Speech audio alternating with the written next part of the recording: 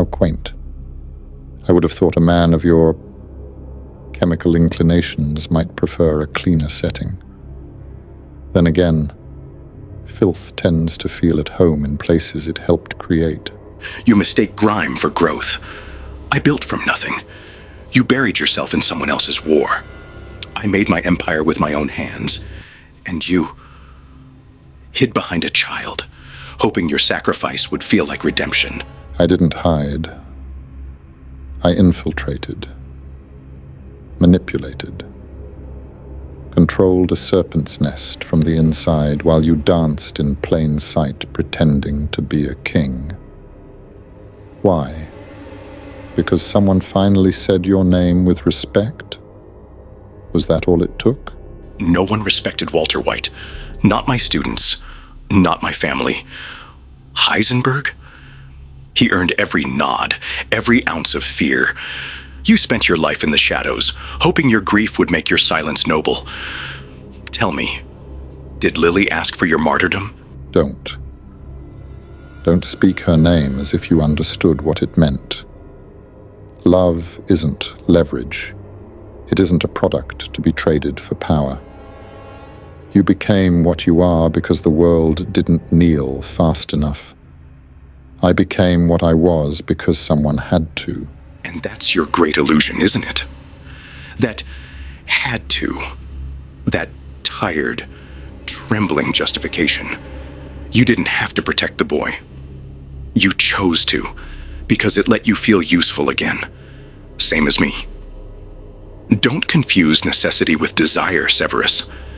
We're addicts, both of us. Addicts? I was many things, Mr. White, but I never craved recognition. You broadcast your ego through a hat and a name. I buried mine beneath scorn and suspicion. And I held it for years.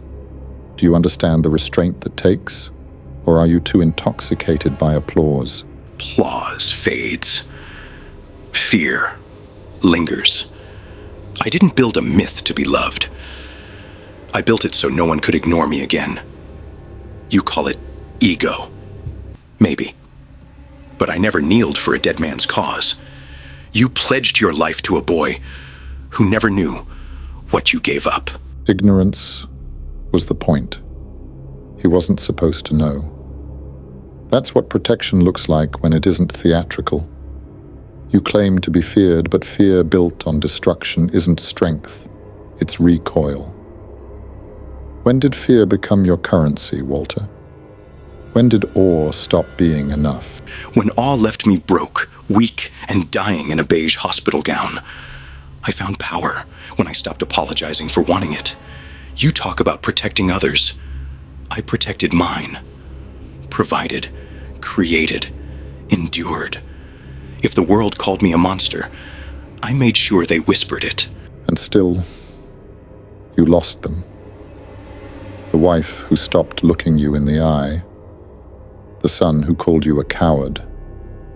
You speak of provision, but you left wreckage, not legacy. What do you imagine they remember? The empire or the fear in their own home? I gave them a future.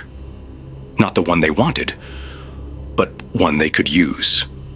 I accepted their hatred because it meant they survived. You spent your life being misunderstood by design. I revealed who I was, and they hated the truth. Better than being loved for a lie. Better, perhaps, but no less tragic. You became the very thing they feared, and you wore it with pride.